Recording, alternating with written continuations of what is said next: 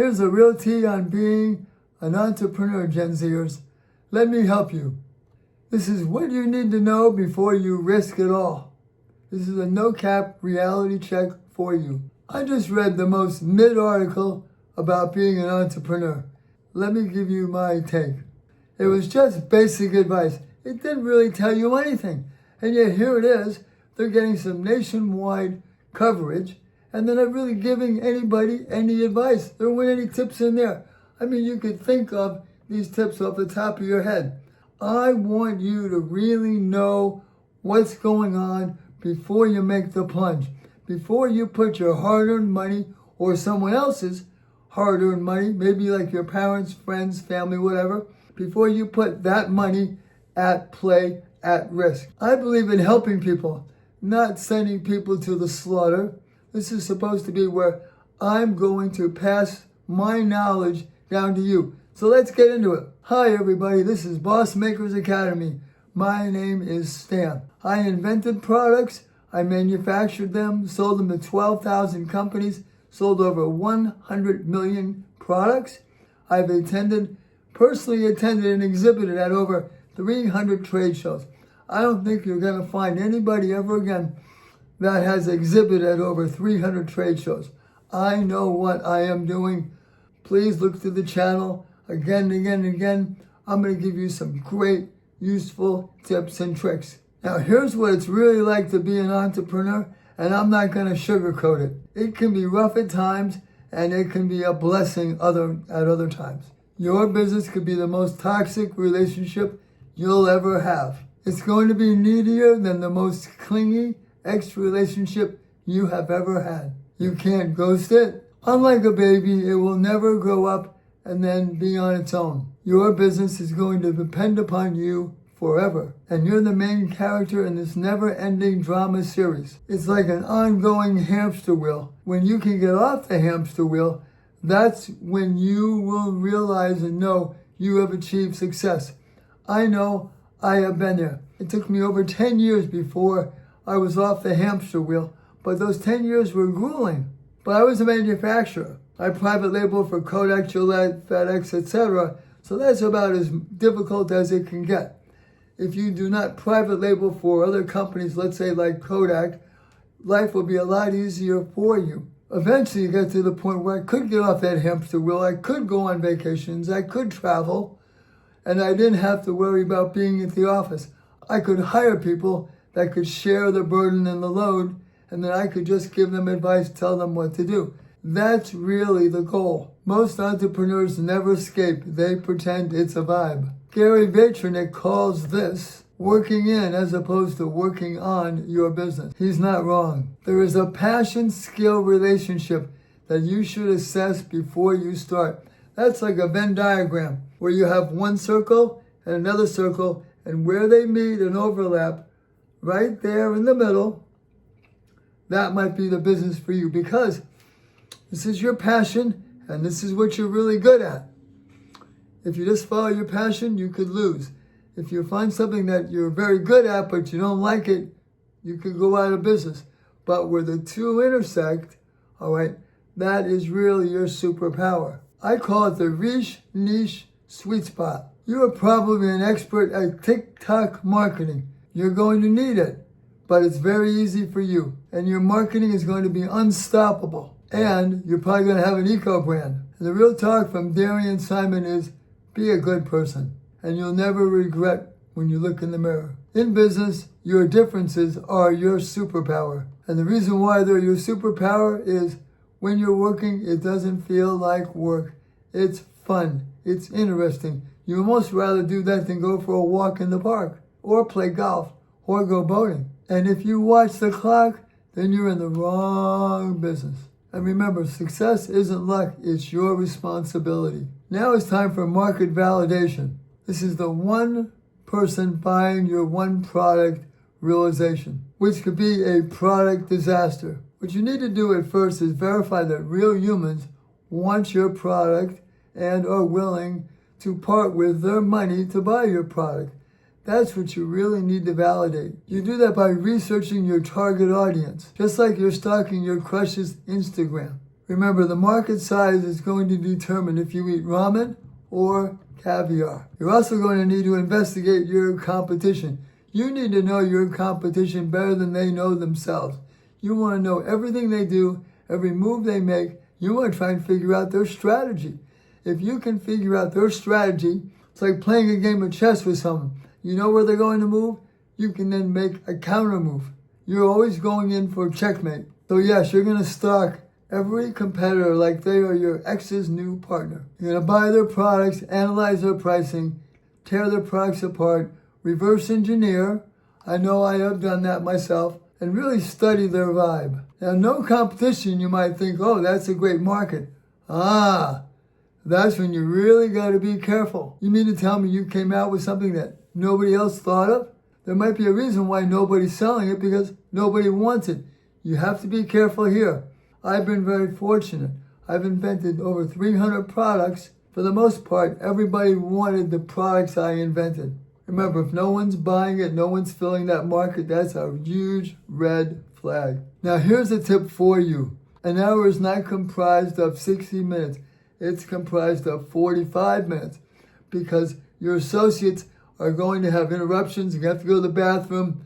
They're going to sneeze, whatever the case may be. I'm being honest and straight with you now.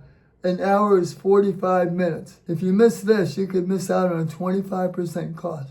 That would be a budget disaster for you. You have a cash flow countdown. You need to calculate your monthly expenses. What we do is we always put in an additional 10% cost factor. That really saved us. Now, the first 6 to 12 months, you should plan on not making any money at all. So you should have at least 1 year of money in the bank to pay your bills, or pay whatever it is you need to pay. Robin Thurston, the Outside Interactive CEO, Robin says, it's like the hardest hiking trail. Expect plot twists. Don't forget, there's going to be a payment delay shock. You think you're going to get paid in 30 days? You're lucky if you get paid in 45. Remember something I learned my first year. I'm paying my bills, everything is going along wonderfully. December hits, I continue to pay my bills. Nobody pays me. I have payroll, expenses, and bonuses. Just remember, no one likes to pay anybody in December. The next year, I held on to all my money. So I had a good December. But I couldn't believe it. The only companies that paid were the big companies. Fortunately for me, like Kodak, companies like that. But smaller companies, they stop paying in November, because they have to save money too for Christmas bonuses, things like that, holiday travel. And often companies are closed 1 week, maybe 10 days. So plan on getting paid within 45 to 60 days. Now, I have a way that I got paid within 10 days. I cover it in another video. It's really novel, unique. My customers paid me ahead of everybody else. Nobody could figure out why. Why is Stan getting paid so quickly? Again, my invoices went to the top of the pile. As I said, look for another one of my videos. You'll find it there. Remember, cash flow is everything. No cash, no flow, no flow, no go. You're gone. Remember something too.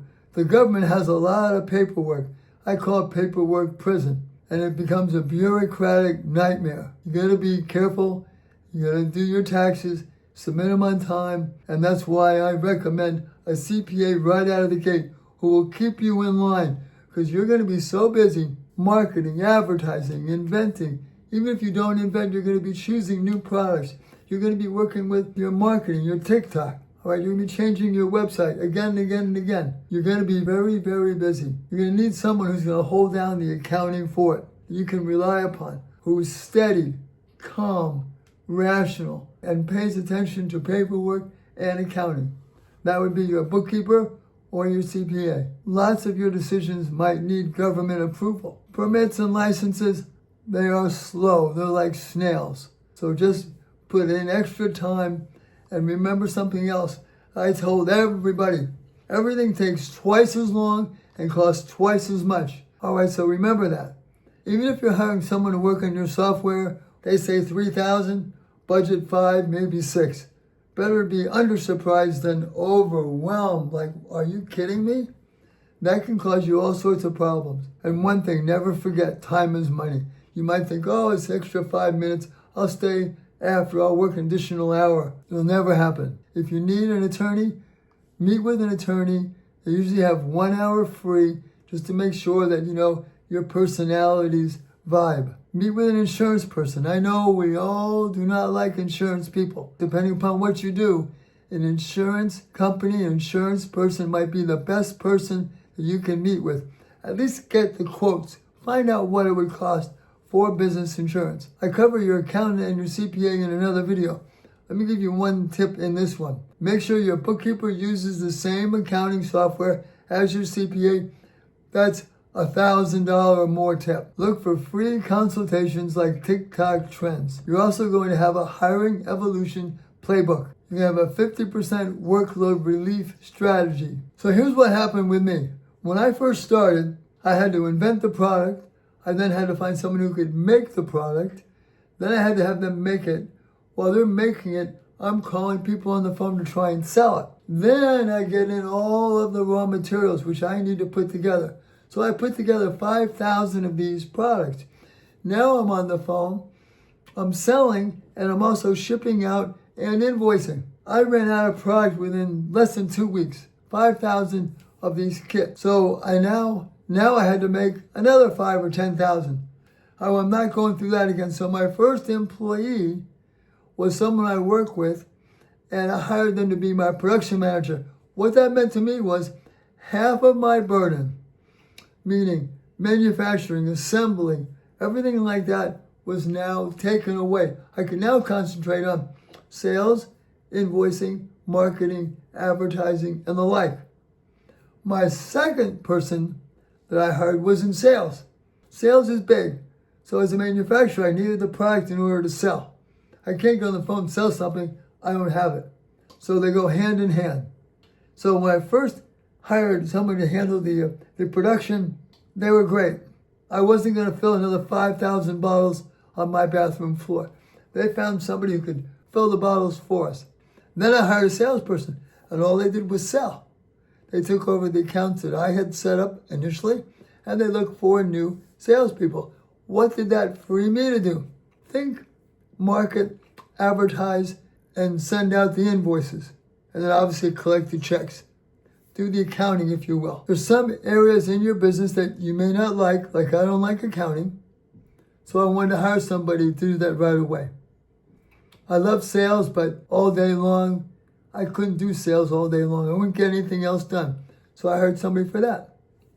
Manufacturing, all day long. I hired somebody for that. Because I had to wear multiple hats. So I'd recommend that if you're in manufacturing, hire someone to take care of that first. There's enough in the business for you to take care of. Then, sales. You're going to need sales no matter what. Everything starts with someone wanting to buy your product or service. That's 2. Now, I had 2/3 of the responsibilities covered. There's 1/3 left for me. I also needed time to think, chart the course, so to speak. There's nothing wrong with delegating. All right, as a matter of fact, you'll feel wonderful as soon as you fill a position and someone's doing something that you did not like to do. Never pay someone to learn. They should know before you hire them. Because if you do train them, they will bounce as soon as they know what they're doing. You're also going to need to grow thick skin. Wisdom comes from experience. I didn't have the luxury of learning from anybody else. I had to learn by myself. And that's a rough way of learning, but boy, when you learn a lesson, you learn it really well. There's something known as a rejection ratio reality. It's like a 9-to-1 success formula. It's sort of like fishing. Throw 10 hooks in the water, 1 will bite, 9 won't. That's why I said you're going to need some thick skin. You're going to hear no, no, no, no. You're going to get disheartened like me. Like, did I invent the wrong product? Did I price it wrong? Did I package it wrong? What am I doing wrong? A lot of inward reflection. You can feel bad, you can feel miserable for quite some time. But as soon as you make that one sale that validates, authenticates your reason for being, the reason why you have this product. All right, once you've done that, one person buys it, 1,000 more will. So just wait until you get that. And remember, if it's 9-to-1 no's to 1 yes, every time you go through 9 no's, you hear 9 no's, the next one should be yes. You might hear 18 in a row. The next 2 are probably going to be yes, though. And never take anything that anybody says personal. is all about the product. If they want the product, you're great. If they don't want the product, it's not you, it's the product. Even Apple doesn't convert everybody that's out there. And if you want overnight success, give yourself about 10 years. I invented a product, and let me show you what it is. It is a cleaning card used to clean credit card readers. You've seen credit card readers, they're all over the place, right? You use a credit card, no matter where you use it. At the bank, hotel, you go to buy something, use it at Subway, use it at McDonald's, you use it all over the place. So what I did was I invented a head clean card to clean the credit card reader head. It reads your credit card. When it's dirty, it doesn't read your credit card. It's also a chip card reader cleaning card, like at the grocery store, where you insert your smart card that reads a chip. So I invented that product, this product right here. Nobody bought it for 2 years. And what it is there's a pouch. The cleaning card is in the pouch. It's pre-saturated with alcohol. Swipe it through the card reader or insert it into the chip reader. Use it, throw it away. Well, guess what? You wouldn't think everybody and their brother would buy these, right?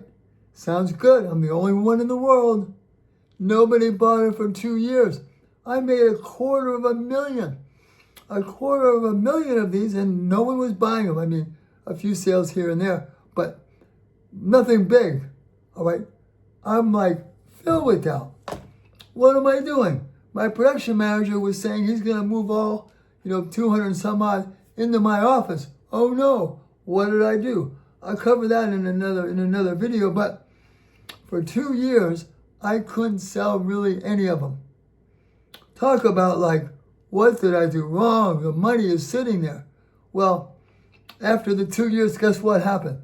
I couldn't keep them in stock. All right, I sold those $250, made $500. Sold them, couldn't keep those in stock. Next thing you know, I'm out of stock. Now I make $1 million. And it took me 2 years to get the market right. So I knew what the market would buy. And initially they were buying like this. You never want something that goes up like that. You might say, oh, everybody and their brother's buying my product. That's bad. You want something right in that range, like try to get 45%. This can put you out of business. No different than that can put you out of business. Trust me on that. It was difficult for me when my sales were going like rockets. So that was a product, one of 300 I invented. Another one that blew up like that was a cleaning card used to clean barcode printers. They're going in everywhere. FedEx, UPS, the post office, everybody bought them. That was difficult too. Don't forget about turning everyone you meet into a networking opportunity. I did that at trade shows. I met maybe 100,000 people. A lot of them helped me out. There's also the networking necessity. Digital plus IRL. And since you're a member of the Creator Economy Connection, use those connections. Gen Zers, you're all out there marketing. Help each other. Rely upon each other. Ask others if they want help. Remember, one viral TikTok or reel can change everything. It's also time to build relationships in Discord servers. Take a look at Reddit communities and LinkedIn. 50% of Gen Zers consider themselves creators. Use that energy. Here's another real example. One feature in a magazine and you will go viral. And don't forget trade shows. That's where I made millions of dollars at trade shows. One last thing. You're going to meet with your CPA. You're going to meet with your attorney. You're going to meet with all different types of people like that. These are smart people. Now, they are going to raise your level of experience, knowledge, wisdom, and then you're going to be up there with the intelligentsia. They're going to help you think. You're going to learn things that you can't even imagine. Forget Harvard Business School. This is real life. It's like being in the Pentagon versus being out there in the trenches. The trenches is where you live and survive. That's where you gain your first-hand experience. Because if you don't, you get your head handed to you. So believe me, you are on. It's like an actor going on stage. When the actor gets off the stage, that's like being in the Pentagon. When you're on that stage, that's like being in the trenches. You are going to be on. You're going to be the best. Your juices are going to flow. Your adrenaline is going to be coursing through your veins. You're going to be so excited. Days are going to fly by. You go, what day is it? It's Thursday already? You're going to learn that you don't like Saturdays and Sundays. You like Monday. The machines start up on Monday. I never liked Friday afternoon. Besides, it was payroll, but excluding that, I was happy to pay people. But it was Saturday and Sunday. We're closed on Saturday and Sunday. What did that mean to me? No business. No sales. Like, I want the machine going 24/7. So Monday came along. I'm sure, the employees or associates were like, oh no, another Monday. They're happy when I'm out of town at a trade show. However, Monday comes along and I'm like raring, yeah, let's get those sales. Let's make that money. Let's have some fun this week. That is how you are going to be. Believe me. And I love what I did. That's what I'm saying. If you can get your two circles, all right, your expertise with your passion to merge into that Venn diagram, you're going to be loving life. It's going to be exciting. You're going to look back at your career and you're going to go like 20 years, 30 years, 40 years. Where did it all go? I love what I did every single day. Now, your mindset mastery for Gen Z. Don't forget about your thick skin. You're going to need that no matter what. Remember something about haters. Haters will always hate. They have nothing better to do. Ignore them, block them, don't worry about them. You want to go where the love is. You know where the love is? Besides, at home and at the office. Your customers. You solve their problems, they're going to love you. My customers love me. I took away all their pain. And one last thing about rejection. Don't worry about it. It's all data. It's not a reflection on you at all. They don't know you personally, so don't take it personally. Resilience separates the winners from the quitters. You're going to be in the continuous learning loop and loving it. Everything can be figured out. YouTube University is real. Patience beats instant gratification. And that was the hardest lesson for my generation. And you want to surround yourself with people that compliment you. You want to be stronger. You want to have a synergistic effect. People that make you whole, that complete you. And you want to have a work-life blueprint balance. You need to prevent burnout, especially burnout protocol, and do not sacrifice your mental health for anything. Set your boundaries or your business will consume every second of your life, even when you're not at the business. 47% of solopreneurs want stability. 73% of workers work remotely. And don't forget, digital tools are important or you'll get left behind. And there's no shame in admitting you don't know something or asking for help. Here's another tidbit. I never wanted to ask somebody for a favor. I wanted to ask someone for help. People are psychologically attuned to help when people ask for help. When people ask for a favor, everybody starts protecting their wallet. You get more out of people when you ask them for help than you do if you use the word favor. Passion, skills, market demand. That's the formula for success. Remember, things cost twice as much and take twice as long. You can overcome, never look back. Learn from the past, but don't relive the past. Rejection ratios are mathematical facts, not personal attacks. And don't let anything attack your vibe. That's the holy grail. The bottom line, entrepreneurship is not for everyone. For those few that say, yes, I love it, I want to do it, I am here for you. I will gladly tell you everything I know. Just let me know in the comments below. Send me a direct message and I'll get back to you. I respond to everybody. The entrepreneurs that have already been out there have the experience. We are duty bound to tell you what it's really like. And then you're going to be an expert. And someday you're going to fulfill your karma and pass it on to the next generation. So I want you to prepare for the battle ahead. And Gen Zers, you can do it. I have all the confidence in the world in you. So use your superpowers. Don't skip the fundamentals. They're still important as they were for us. They're very important for you. Right below, what's the one thing that surprised you? If you got any value, please, down below, share, subscribe, and like.